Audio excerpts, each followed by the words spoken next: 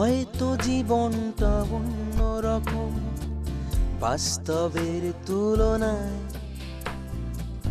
ভাঙা ভাঙা স্বপ্নের বিশ্বাসে আরো খেলনা নয়।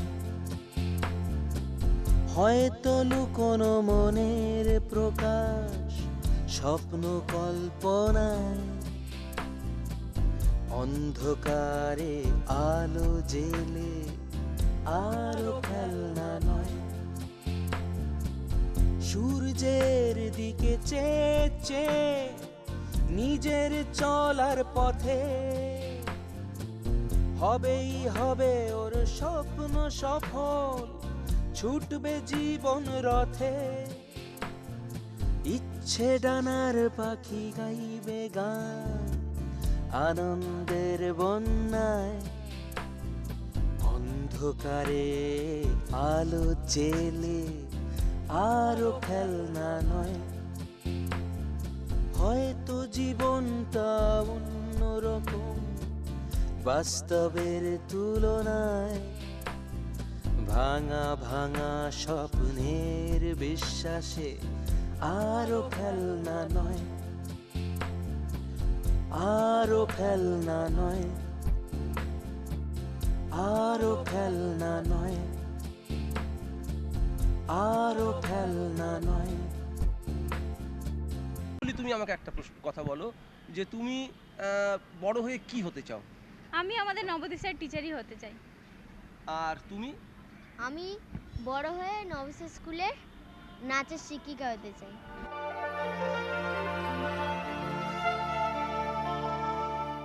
ওরা দুই বোন, অঞ্জলি আর বিজলি গায়েন, থাকে সেলিমপুরে।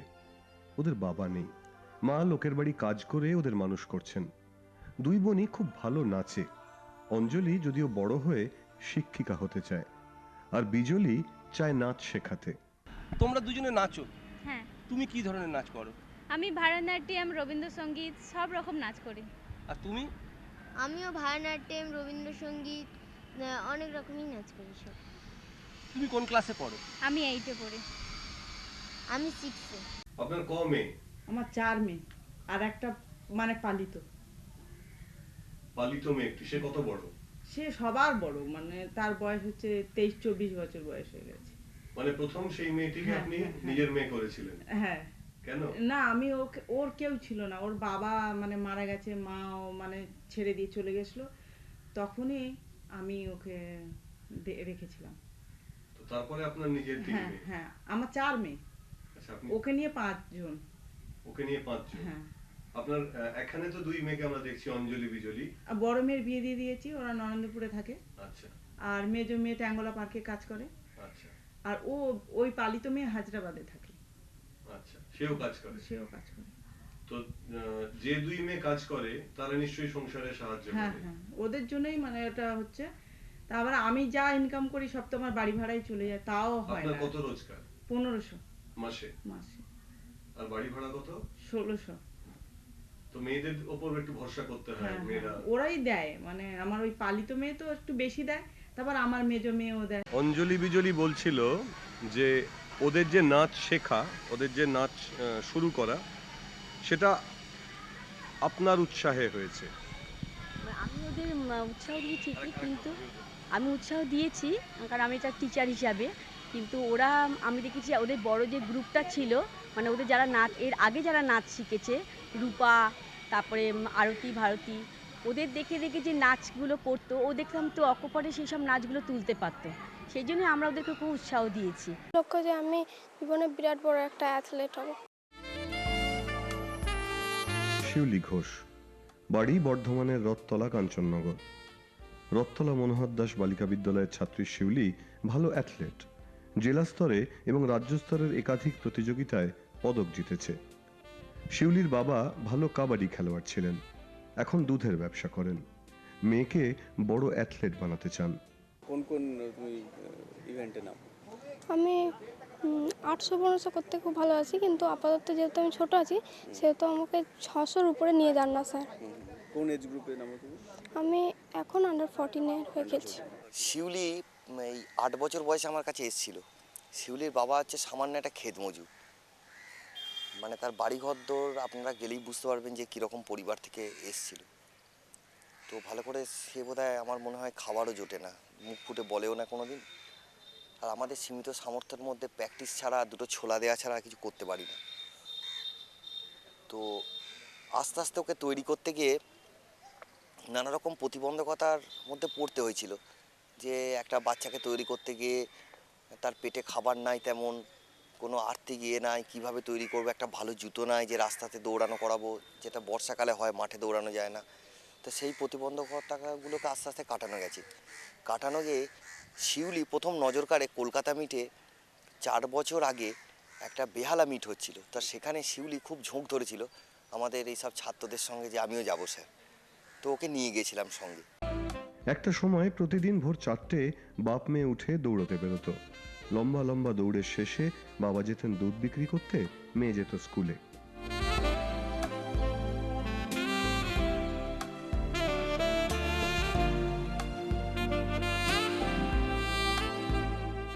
এই যে শিউলির এইটার প্রতি টান জন্মালো কি করে? মানে দাদা যেরকম বললেন যে হ্যাঁ, আমার স্বামী খেলাধুলায় খুব ভালো ছিল।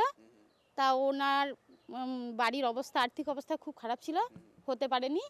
অনেকগুলো ভাই বোন ছিল, ওকে মা বাবা পয়সা দিয়ে জোগাতে পারেনি। সেই হিসাবে আমার স্বামীর প্রথম থেকেই ইচ্ছা যে আমার একটা ছেলে যেন আমার স্বপ্নটা পূরণ করতে। পড়াশোনায় ভালো, খুবই ভালো আমাদের কাছে এখন ভালো। এখনও তো মানে ও কিছু হয়ে আসুক মাধ্যমিকে, তবে তো। হ্যাঁ, ক্লাসে পড়াশোনা দিদিমণিদের কাছ থেকে আর থেকে প্রথম থেকেই 1 নম্বর, ফার্স্ট। হ্যাঁ, ফার্স্ট। ওর কাছ থেকে 1 নম্বরও, এত খেলাধুলা সত্ত্বেও 1 নম্বরও কেউ কাটতে পারে। নাচ শেখার পর নাচের ম্যামটার কাছে হতে চাই। অভাবের সংসারে থেকেও একদিন বড় নাচিয়ে হওয়ার স্বপ্ন দেখে পাপিয়া রায়। জলপাইগুড়ির মেয়ে পাপিয়া। ওর দিদিও একদিন নাচিয়ে হতে চেয়েছিল, কিন্তু বাড়ির আর্থিক অক্ষমতা, অভাব সেই স্বপ্ন সত্যি হতে দেয়নি। এখন বোনকে ঘিরেই স্বপ্ন দেখে দিদি। নাচ করি। কি নাচ করো? ভারতনাট্যম। কতদিন ধরে তুমি নাচ করছো? 3 বছর। 3 বছর ধরে। তোমার নাচের ইচ্ছে হলো কেন হঠাৎ করে? আমার নাচ ভালো লাগে। মানে ছোটবেলা থেকে ভালো লাগে? হ্যাঁ, ছোটবেলা থেকে ভালো লাগে। তাই ছোটবেলা থেকে শিখলে না কেন তুমি? আর্থিক ব্যবস্থা ছিল না। আগ্রহ ছিল যে নাচের প্রতি, যে নাচ শিখতে পারবো।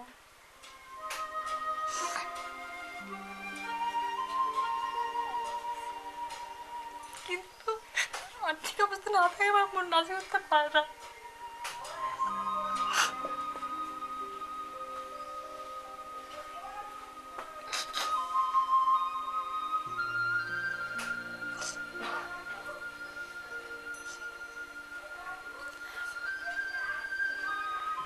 তুমি দিদি হিসাবে কি ভাবছো নাচের ব্যাপারে? আমি ভাবছি এখন তো মাধ্যমিক পাস করছি, তো আস্তে আস্তে পৌঁছবো উঁচু পদে।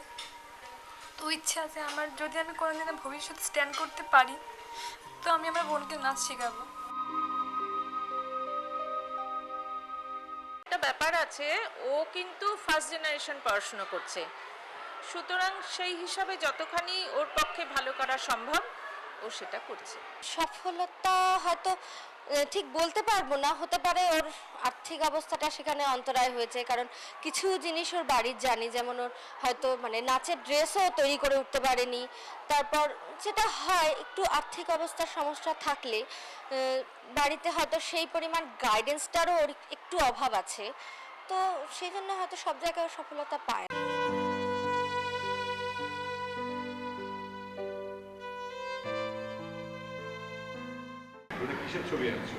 এটা আমি বাচ্চারা যে পিকনিক করতে এসেছে। কোথায় পিকনিক করতে গেছে? বাগানে? পার্কে। হ্যাঁ, বাগানে। তুমি গেছো কোনদিন পিকনিক করতে? হ্যাঁ। কোথায় গেছো? আমি চিড়িয়াখানায় গেছি দিদিদের সাথে। রং পেন্সিল, মোম রং তো বটেই, চকখড়িও ওর হাতে কথা বলে। ওর নাম Shaheen Parveen. Lake View Girls High স্কুলের ছাত্রী শাহিনের বাড়ি তিলজলায়। শাহিন ভালো ছবি আঁকলেও ওর ইচ্ছে বড় হয়ে ডাক্তার হওয়ার। নার্গি রেখে দিয়েছিল এই ফুলটা, এটা অ্যাক্টিং হয়েছে এখন। এটা কিসের ছবি শাহিন? এটা কবিতার ছবি। शाहीन तो वही जो ज़्यादा इसका पेंटिंग करने में उसको ज़्यादा ही है। कैसा पेंटिंग करती है वो अच्छा ही करती है सब, और छोटी बहुत जो अच्छा है? करती है। छोटी वाली भी इसमें इसका संग ये भी बहुत अच्छी करती है। वही लेकिन आपकी बड़ी तो डॉक्टर बनना चाहती है। ये बोलती है कि हम डॉक्टर बनेंगे पर हम देखते हैं इन लोग को ज़्यादातर यही तो अच्छा करती है, पेंटिंग ज्यादा। हाँ ज़्यादा करती है। बड़ी ने बताई कि ईद के बाद आप उसको स्कूल में दाखिल कर देंगे नहीं, पेंटिंग सीखने हाँ के? हाँ हाँ, हम सोचा था जो ऐसे कहीं देखेंगे हाँ। और उसको डाल देंगे। पहले क्यों नहीं डाला? तो अब नहीं डाला, जो ये ऐसे कुछ नहीं डाला। अब डालेंगे कर करके अभी तक हम उसको नहीं दिया। अब ज़्यादातर देख रहे कि अच्छा करती है तो सोचा कि अब दे देंगे उसको कहीं भी। বা আমি যতটুকু বুঝি ততটুকু হচ্ছে যে এটা বেশ কয়েকটি হাত হয়ে ওদের হাতে এসে পৌঁছায়। ওরা হয়তো যার কাছ থেকে নিচ্ছে সে হয়তো 1 টাকা করে পাচ্ছে, ওদেরকে 50 পয়সা দিয়ে তিনি 50 পয়সা রাখছেন। আবার উনি যার কাছ থেকে আনছেন তিনি হয়তো 2 টাকা করে পাচ্ছেন, ওনাকে 1 টাকা দিয়ে উনি 1 টাকা রাখছেন। এরমভাবে বেশ কয়েক হাত হয়ে ওদের হাতে আসার ফলে মানে মূল্য, আসল যে ওদের প্রাপ্য মূল্যটা সেটা ওরা পেরে উঠছে না, কিন্তু বেসিক্যালি মূল কাজটা যেটা সেটা ওরাই করছে। মানে গোটা টি-শার্টের যে নকশাটা, সেই নকশাটার জন্য এক একটা টি-শার্টের জন্য 50 পয়সা করে। 50 পয়সা পাচ্ছে। তো আপনার কি মনে হয় যে এই দিকে ওদের একটা ওদের কোনোভাবে সাহায্য করা যায়, কোনোভাবে ওদের তৈরি জিনিস বাজারে ঠিকভাবে যাতে পৌঁছয়? হ্যাঁ, এটা তো একটা সাহায্য করাই যায় যে মানে এমন একটা মনে হয় যে ওরা এমন একটা কিছু করুক যেটা লোকের নজরে এমনিতে পড়ে, কয়েক হাত হয়ে সেই জিনিসটা ওদের হাতে না আসে, তাহলে কি হয় মানে একদম সরাসরি আসলে আসল কাজের যে পারিশ্রমিকটা সেটা ওদের কাছেই আসে। অনুষ্ঠান আমি করেছি অনেক গানের, কিন্তু উঁচু পর্যায়ে বলতে কলকাতার সাইডে যেমন যেতে হয়, সেটা এখান থেকে আমাদের এই নবদ্বীপ থেকে কলকাতা তো অনেক দূর, ওরকম যাওয়ার জন্য আমাদের এখানে সুবিধাটা একটু খুবই কম। মাটি কত মেহেরবান, আনন্দে আজ গাইছি গান, আমরা আছি পাশাপাশি হিন্দু মুসলমান। দেখো মাটি কত মেহেরবান, আনন্দে আজ গাইছি গান, আমরা আছি পাশাপাশি হিন্দু মুসলমান। ওস্তাদ দিতে গেলে পরে অর্থের প্রয়োজন, তাকে সাথে করে নিয়ে যেতে হবে। আমি যদি সাথে করে নিয়ে যাই, আমি তার রোজগার যেটা করি যতটুকুনি করি সেইটুকুনির রাস্তা আমার বন্ধ হয়ে যাবে মেয়ের পেছনে দিতে গেলে, তা আমি করব না। সে কারণে বলছি যে ওস্তাদ এখানে আসলে বা যেখানে হোক আপনারা যদি সুযোগ সুবিধা করে দেন, সেক্ষেত্রে আমার মেয়ে সেখানে গিয়ে শিখে বড় কোনো শিল্পী।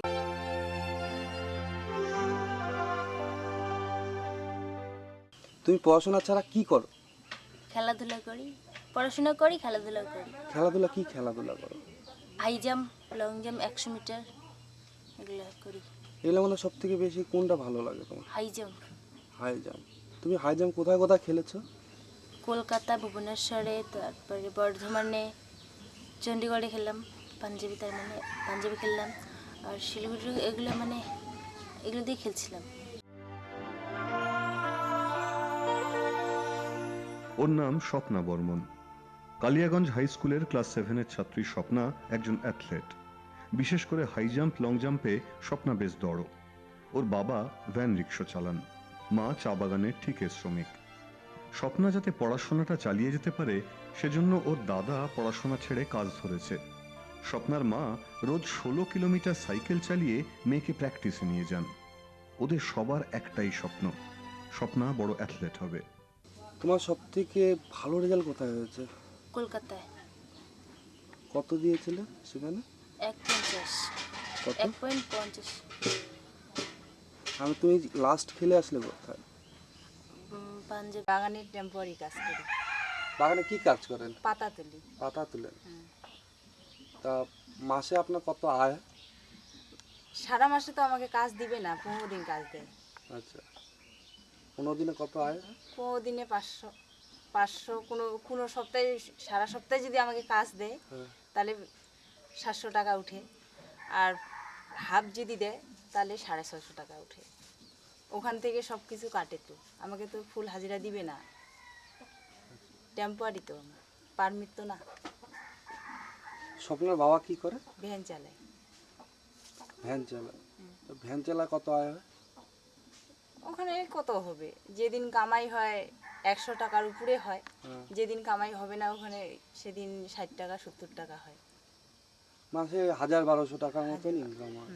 তা 1000-1200 আর এদিকে 1700 টাকা, এদিকে সংসার চলে আপনার? চলে না তো, কষ্ট হয়। করার তো কিছু নেই, মানে কাউ অন্য যদি সাহায্য না করে দেয়, যার জন্য নিজেকে বহন করতে হবে। যতদূর চেষ্টা, যেটুকুন পারি। আরো খেলনা নয়,